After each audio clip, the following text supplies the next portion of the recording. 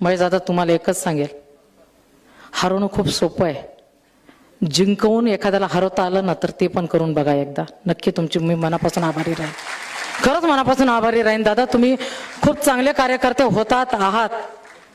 आत्ता मात्र तुमच्यात खूप बदल झालेला आहे. तो बदल जो आहे आज जे तुम्ही आजी सृष्टी करून जे काही स्वतःमध्ये बदल घडवण्याचा प्रयत्न केलाय त्यामध्ये तुमचं आभार नक्कीच मानणार नाही मी, कारण मीच सांगितलं कोणी आभार मानायचे नाहीत.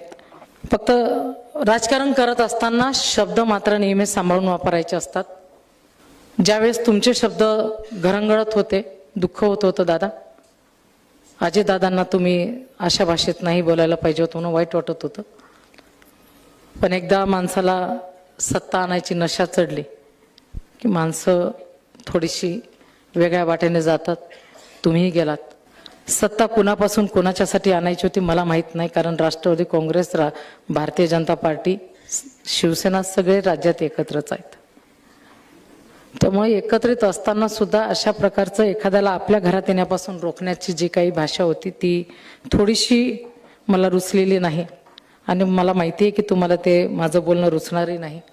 मला खंत नाही दादा त्याची, मला खंत नाही. फक्त एकच सांगेल, पराभव झाला म्हणून कुठलेही दुःख नाही आहे.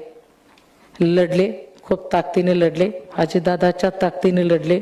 त्यांनी सांगितलं वाघीण मागं राहिली, बरोबरीत नेणार. माझा भाऊ गेलाय, माझा बाप गेलाय, हिंमत देऊन गेलाय. हिंमत माझी कोणी चोरू शकत नाही. हिमतीने लढणार आहे. इथून पुढे एक ताकदवर विरोधी पक्ष कसा असतो ते मी तुम्हाला दाखवून देणार आहे. या शहराला मला दाखवायचं आहे. दबणार नाही मी कुठल्याही दबावाने. आणि अजितदादा तुम्ही जे बोलला होतात, तुम्ही जे सांगितलं होतं की मला पिंपरी चिंचवडला परत यायचं आहे, मला माझ्या घरात परत यायचं आहे, मला माझ्या शहरात परत यायचं आहे, या शहराला मी घडवलेलं आहे, इथून येण्यापासून हे रोखणारे कोण होत आहेत? अजितदादा तुमच्यासाठी, तुमची बहीण, तुमची पोरगी इथं छाती टोकपणे मी लढणार आहे. जे जे या ठिकाणी अजितदादाच्या पायी असणार आहेत त्यांनी एकदा जरूर अजितदादाला सलामी म्हणून कोणी पक्ष न सोडता कुठल्याही दबावाला घाबरता आपण काही श्रद्धांजली देणार आहोत दादांना. ती म्हणजे विरोधात लढून आणि दादांची ताकद वाढवून पवार कुटुंबाकडे राष्ट्रवादी पक्ष कसा राहील याच्यासाठी आपण एकत्रितपणे लढणार आहोत. ज्यावेळेस शिवसेनेच्या 3 नगरसेवक निवडून येत होते त्यावेळेस लढण्याची हिंमत ठेवणारी मी आहे.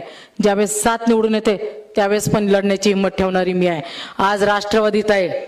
इथून पुढचा कार्यकाळ माझ्याकडे पण जास्त नाही आहे. वयाची 55 मी पण गाठलेली आहे. पण लढायची हिमतीसाठी वय मॅटर करत नाही, ते अजितदादांनी दाखवून दिलेलं आहे. आणि म्हणून सांगते, लढवय्या कार्यकर्ते लढवय्याच राहणार.